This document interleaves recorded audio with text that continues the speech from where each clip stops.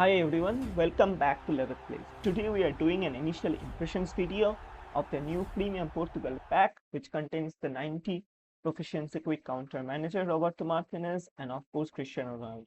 Before we get started, make sure to subscribe to the channel for more videos and live streams from what might just be the most underrated football channel on YouTube. As soon as I collected the final 50 coins from the event, I went straight for the pack. Since then, I've played 3 matches in the nationals team event using the new Portugal squad, and I wanted to share my first impressions. Let's start with Roberto Martinez and the new quick counter manager. One thing that immediately stood out to me is that long ball counter seems to have received a much needed nerf in the recent gameplay update. For a long time, LBC was the safest and most effective playstyle for many managers, but now quick counter actually feels viable again. The passing lanes open up much more naturally, players position themselves better in attack, and the pressing feels genuinely effective. You are able to win the ball back higher up the pitch and create chances quickly. Of course, quick counter still comes with its own risk. The defensive line sits higher, which means there is space available behind your defenders. That's why I think manual switching is almost mandatory if you want to play this style properly.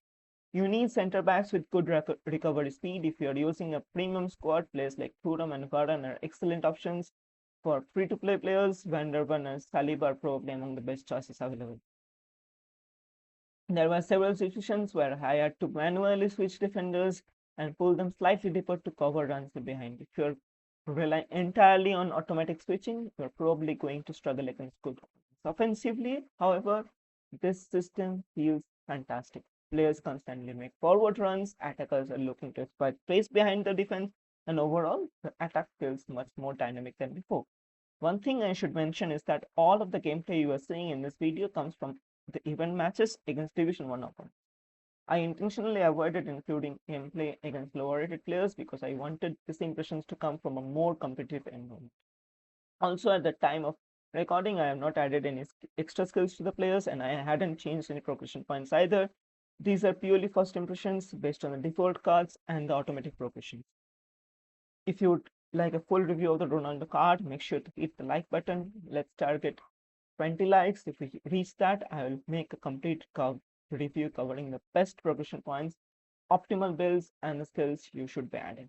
And let's talk about the main attraction of this pack, Cristiano Ronaldo. And honestly, I think Ronaldo alone makes a very strong case for the 2000 points. Here's why. When we look at the pay to win cards in football, most of them have an effective shelf life of around 2.5 years.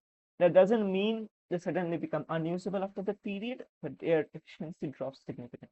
The game evolves, new cards arrive with better attributes, better animations, and stronger skill combinations. Eventually, older cards need some form of adjustment or simply fall behind the power curve.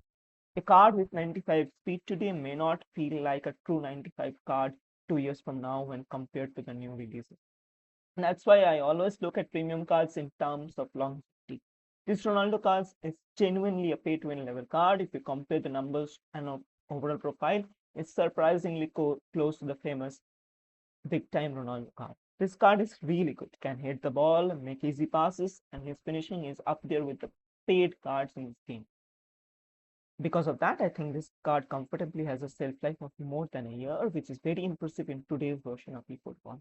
As for skills, the first two that comes to my mind are one touch pass and aerial superiority.